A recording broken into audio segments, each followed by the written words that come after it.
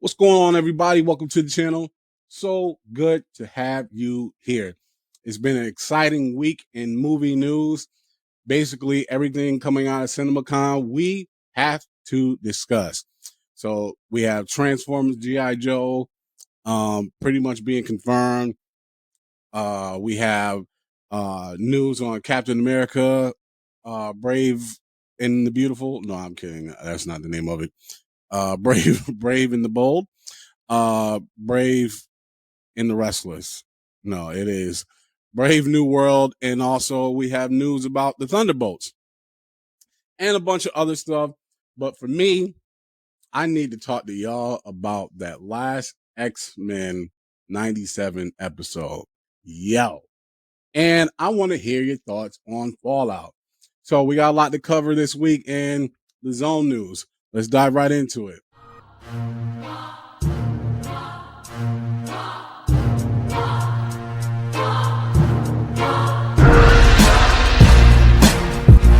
So if you watch Transformers Beast Wars, then you know that they tease a merger of Transformers and G.I. Joe.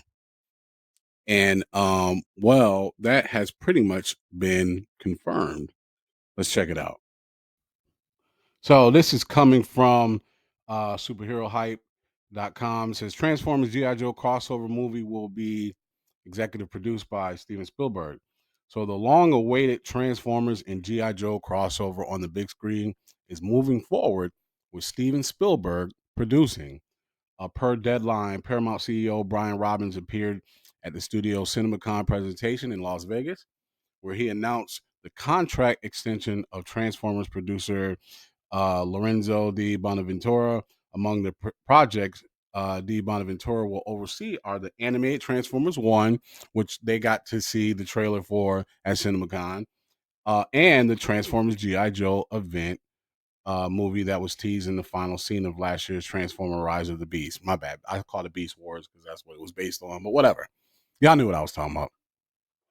So while no director or screenwriter is currently attached, Transformers franchise executive producer Spielberg has been confirmed by Paramount to return alongside Mark Voradian and Michael Bay, Tom DeSanto, and Don Murphy.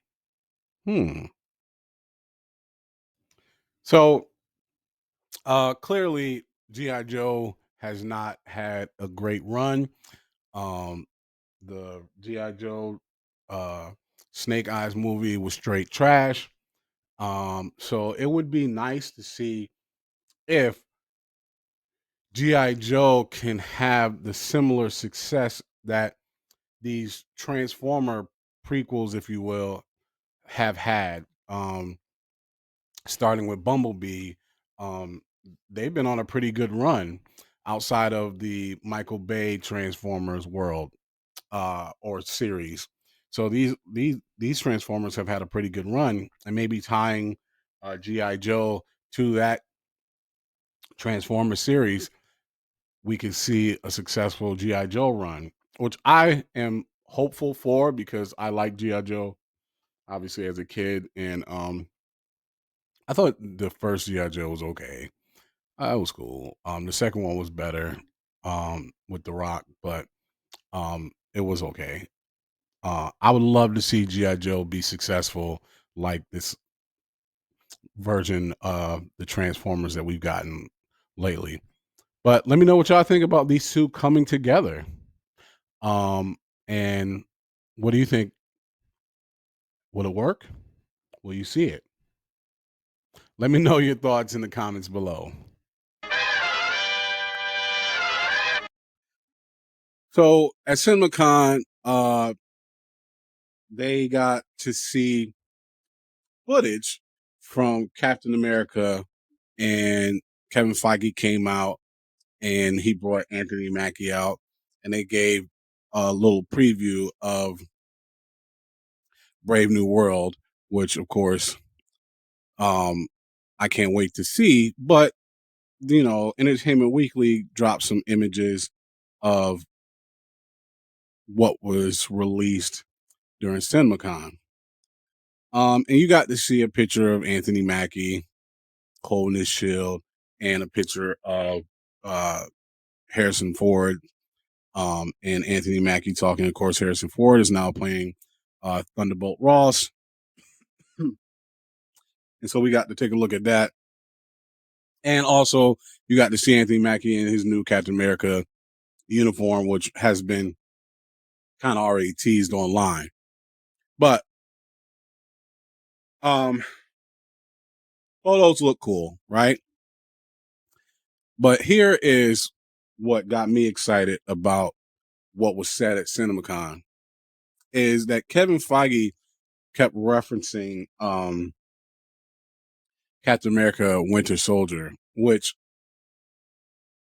that is arguably, and when I say arguably, I'm talking about arguing with myself, uh, my favorite Marvel movie. Um, I love Captain America Winter Soldier. Loved it. I think it's fantastic. It's fantastic. I love that movie. Now, depending on the day and how I'm feeling, it's my favorite.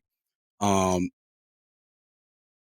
but most of the time, it is my favorite. I love that movie. But anyways, Kevin Feige was saying that that this new Captain America is going to be similar to Winter Soldier, like grounded action, but like a grounded spy film, like Winter Soldier was.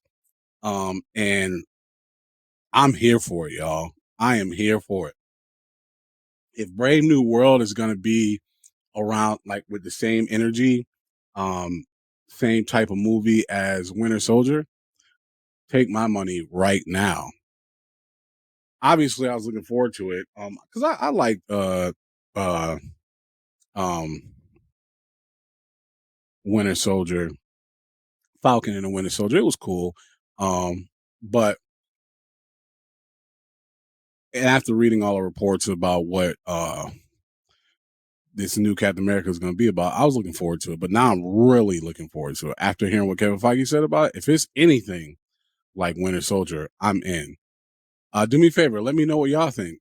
Did you get to hear what Kevin Feige said about the movie? Are you looking forward to it? Were you looking forward to it before? Because I know I am, even more so now. Let me know your thoughts in the comments below.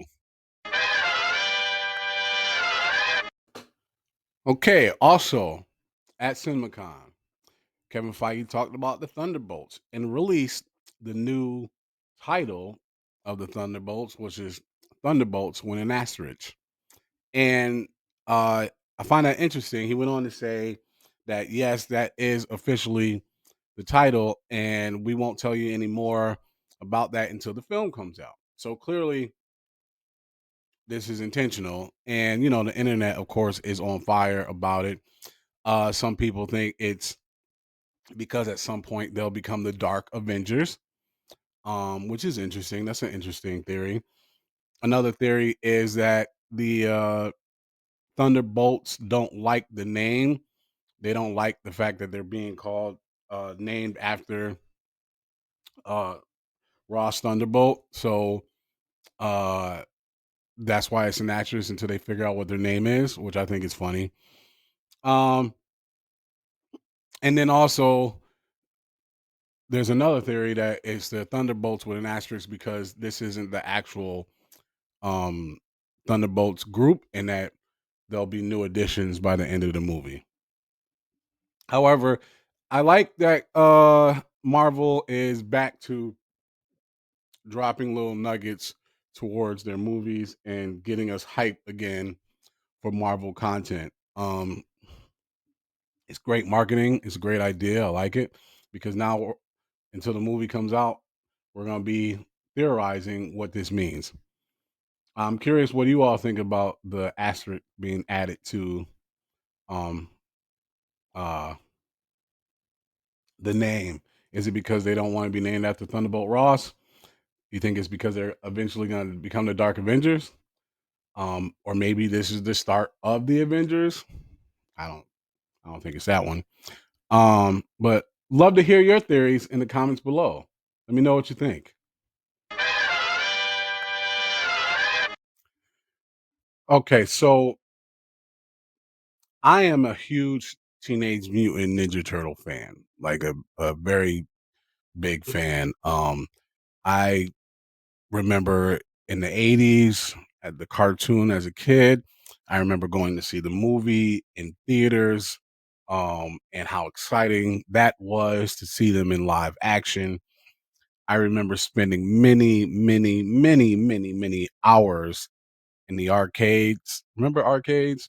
Um, and wasting many, many quarters playing the video game. I remember playing it on Nintendo. I remember the comic books in the 80s. Um, so I am a huge fan of the Teenage Mutant Ninja Turtles. Now, have I been a fan of everything that has come out? Um, no. Have there been some good stuff? Yes. Has there been some misses? Absolutely. But I am a huge fan, and I'm glad that every couple of years the Teenage Mutant Ninja Turtles is I get something from that world, whether it be a new movie, a new comic, a new series, a new cartoon, whatever. Well, just got some interesting news from the Teenage Mutant Ninja Turtle world. Okay, so this is actually coming from Superhero Hype. It says Teenage Mutant Ninja Turtles: The Last Ronin being turned into live action R-rated movie. So per the Hollywood Reporter, Paramount Pictures is now developing a live action feature film based on Teenage Mutant Ninja Turtles: The Last Ronin. Now, for those of you who don't know that story or aren't familiar with it, the article goes on to explain what the comic books uh, that is based on, what the story is about.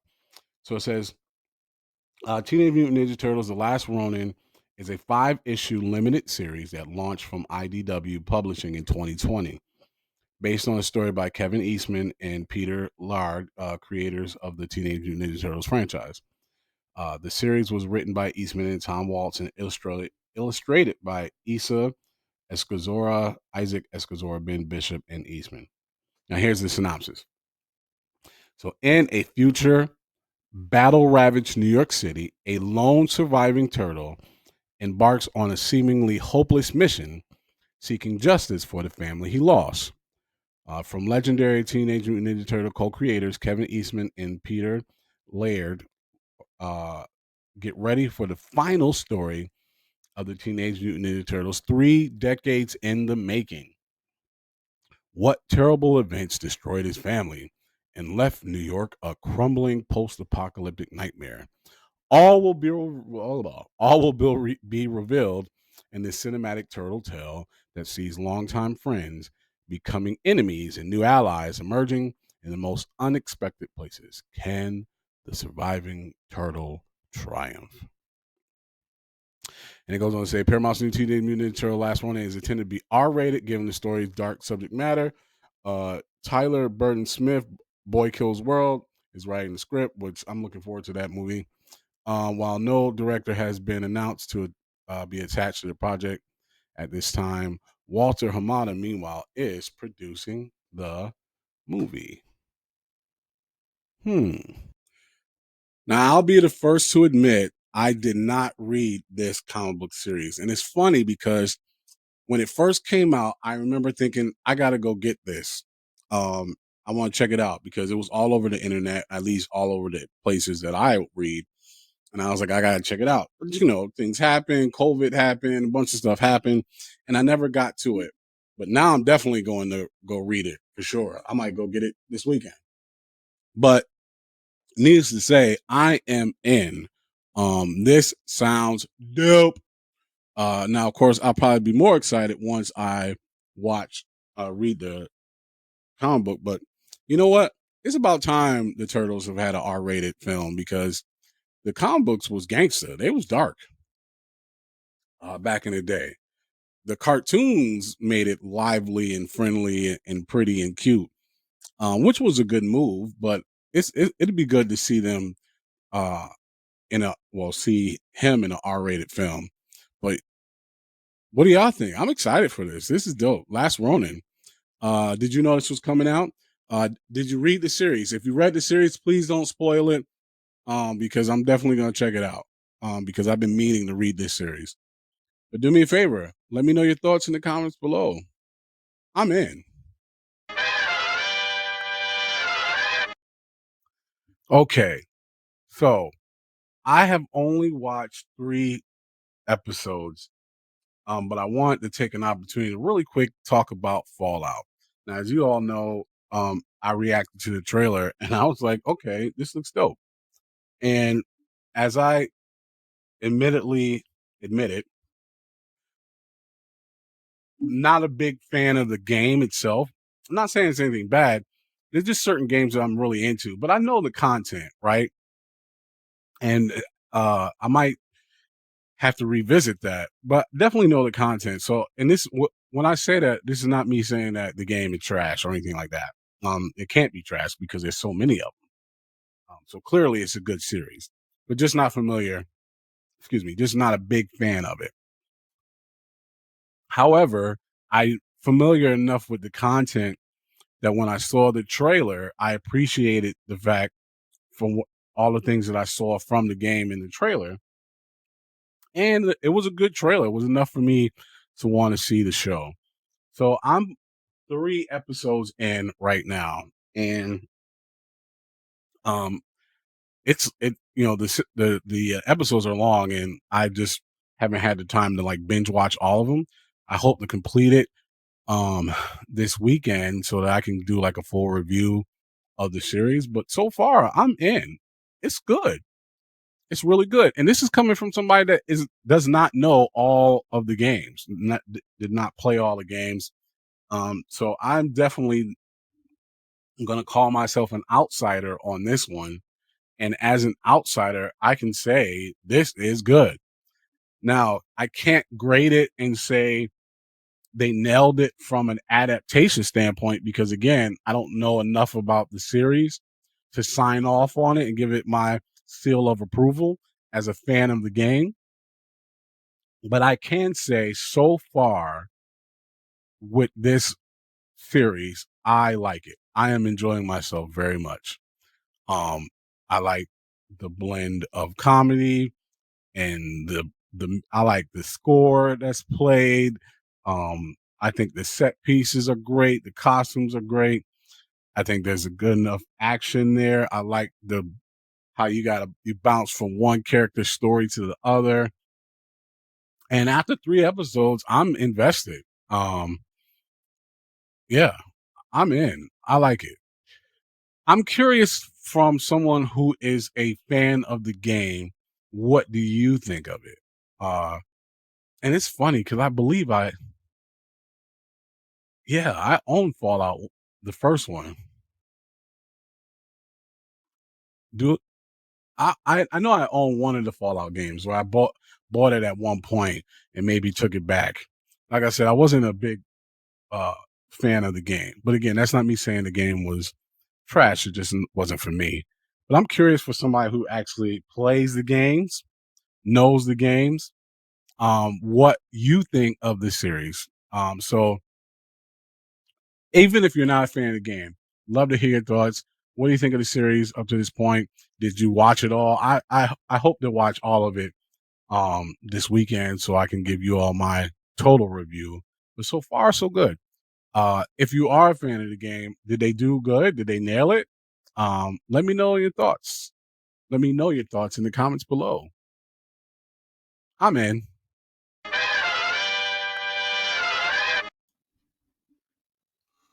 Um, okay. Can we talk about X-Men 97 episode 5? Um, what was it titled? Remember was it titled Remember Me? Um,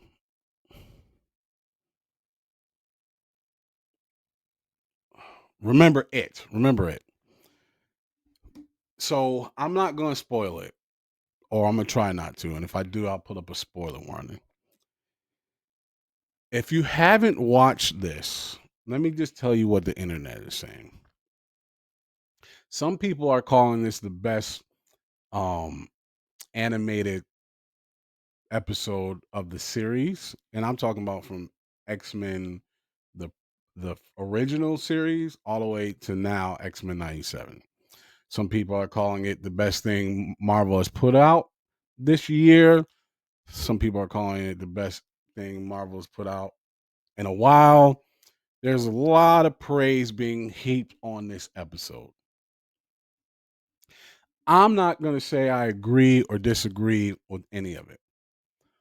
All I'm going to say is that episode was freaking fire. Fantastic. Yo, between the drama, the action, the heart wrenching moments in this episode, they knocked it out of the park, y'all. They knocked it out of the park. Now, mind you, I have been enjoying this entire season. Even the filler episode, some people call the one with the arcade one. But this was so good, y'all. Wow. I did not see any of it coming. Any of it.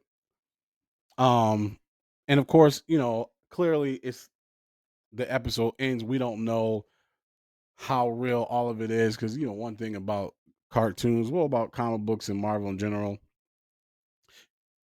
you can never say never in regards to when a character goes away. And I'm trying not to spoil it. But whew, I am so glad that I did not wait for all the episodes to drop and then binge watch this. I'm so glad I've been watching it week over week. And God almighty, this episode was so good. It was so good. And it wasn't just the shocking moments that happened. It was just a really good episode. I thoroughly enjoyed it. And I would love to hear your thoughts on this series up to this point. Obviously, the episode two, but I would love to hear what you all thought. I'm trying not to spoil it for those who haven't seen it yet, but if you haven't watched X-Men, do yourself a favor. Don't wait for it to drop and then binge watch it. Go ahead and watch these 5 episodes. Oh my goodness. It is so good. Would love to hear your thoughts in the comments below. Thanks for watching, everybody. Do me a favor. If you like the content, click that like button and subscribe and share with others. We have a big goal of reaching our first 1,000 subscribers, and we need your help. So, again, if you like what you see, click that like button and subscribe for more content and share with others who would also like this content. Until the next one, peace.